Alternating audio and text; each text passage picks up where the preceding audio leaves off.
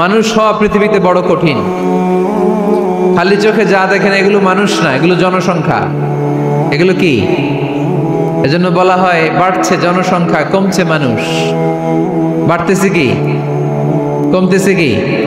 মানুষ।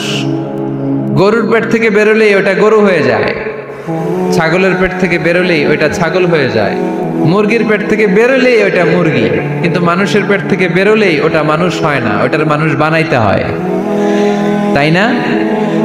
আবার গরুকে কেউ কোনোদিন বলে না এই তুই গরুর মতো গরু হ, বলে? শরীয়তপুরে আপনারাও বলেন না? ছাগলরে কেউ কোনোদিন বলছে এই তুই ছাগলের মতো ছাগল হ, কিন্তু মানুষকে বলা হয় তুমি মানুষের মতো মানুষ হও। কোরআন পড়লে মানুষের মতো মানুষ হওয়া যায়, ঠিক কিনা? এই দুনিয়া এখন তো সেই দুনিয়া নাই, মানুষ নামের মানুষ আছে দুনিয়া বোঝাই,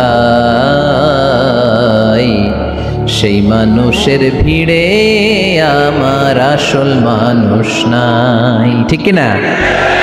আসল মানুষের বড় অভাব, মানুষের মতো মানুষ খুঁজে পাওয়া দুষ্কর।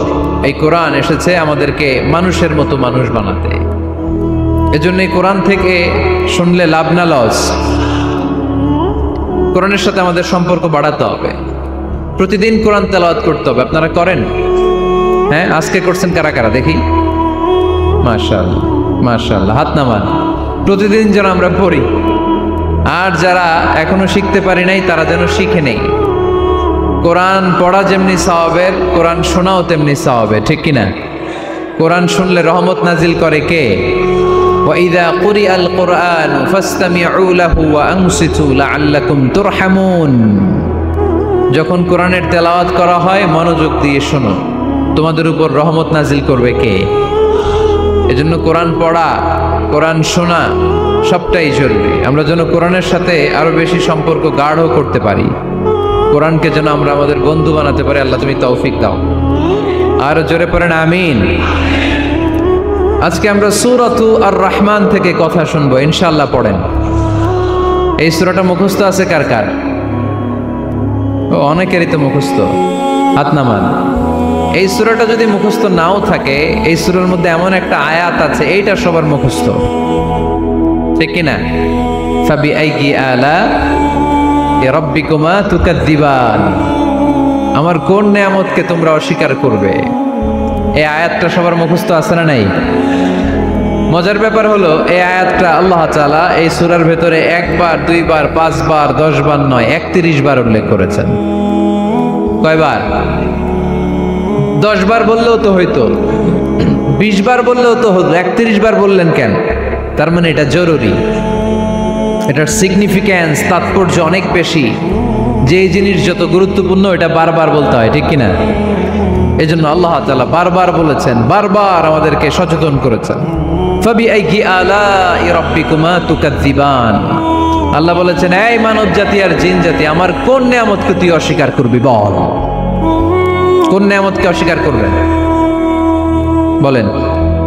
আল্লাহর কোন নিয়ামতকে অস্বীকার করার কোন সুযোগ আছে? ওয়া ইন তাউদ্দু নি'মাতাল্লাহি লা তুহসুহা ইন্নাল ইনসানা লাযালুমুন কাফার। যদি আমার নিয়ামতগুলো গুনতে শুরু করে দাও, গুনতে গুনতে তোমার জীবন শেষ হয়ে যাবে, হায়াত ফুরিয়ে যাবে।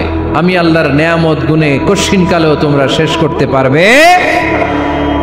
সাগরের জল যদি কালি হয়ে যায়, গাছের পাতা যদি খাতা হয়ে যায়, সাগরের জল নামক কালি দিয়ে গাছের পাতা নামক খাতার উপরে যদি আল্লাহর প্রশংসা লিখতে শুরু করে দেন, আল্লাহ বলে গাছের পাতাও ফুরিয়ে যাবে, সাগরের জলও ফুরিয়ে যাবে, কিন্তু আমার প্রশংসা করে তোমরা শেষ করতে পারবে না।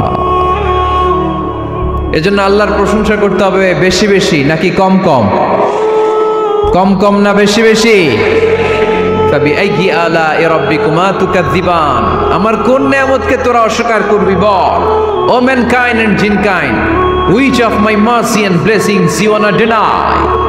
আমার কোন নিয়ামতকে অস্বীকার করবি? অস্বীকার করার সুযোগ আছে? নাই।